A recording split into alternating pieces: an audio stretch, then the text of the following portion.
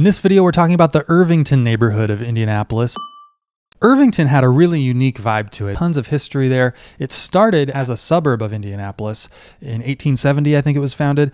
And so it has its own really unique street pattern with these different curving roads and everything that are going through this little area of Irvington. And eventually, Indianapolis as a whole, with its grid streets and everything sort of built around it. But Irvington still kind of has preserved its unique character amidst all of that. Irvington was a really nice place to walk around. We spent a morning there just kind of winding through the streets. Some of the streets are pretty narrow and like there's a lot of like one ways and stuff. Some of them were so narrow you really couldn't even park on.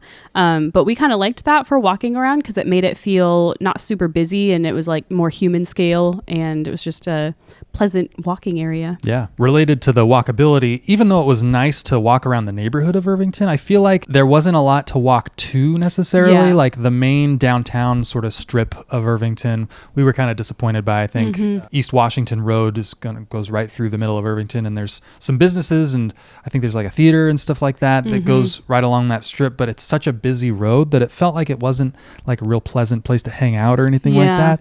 So that was a little bit disappointing to us, but just the neighborhood itself was a really pleasant place to walk around. Yeah. We did find a nice little neighborhood coffee shop there that was kind of more near the residential area, and that just had a really neat vibe to it, and we really enjoyed that little spot. Yeah, so that was one cool spot to walk to. Irvington also does have a real reputation for kind of neighborliness and a tight-knit community, so hard to really get a feel for that just walking around the place, but reputation-wise, it's definitely got that going for it.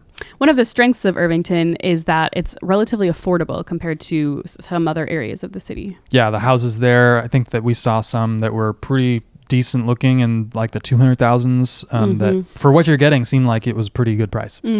I think because of the history of Irvington and how far back it goes, there's also like a reputation there for haunted houses and stuff like that, which like I think around Halloween, they've got like a big Irvington haunted tours kind of stuff going on, which isn't exactly at the top of my list for like neighborhood features that I would want, but that's one thing that they are about.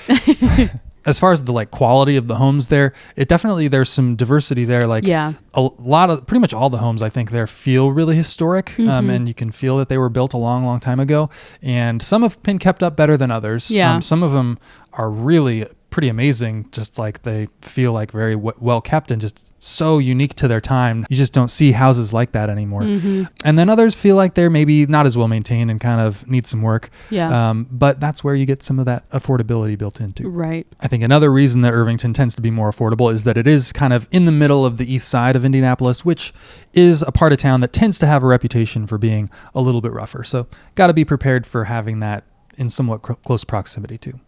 So if you're looking for a neighborhood that's historic, walkable, and has pretty close-knit community, and you're okay with some rougher parts of town being nearby, Irvington could be a great fit for you.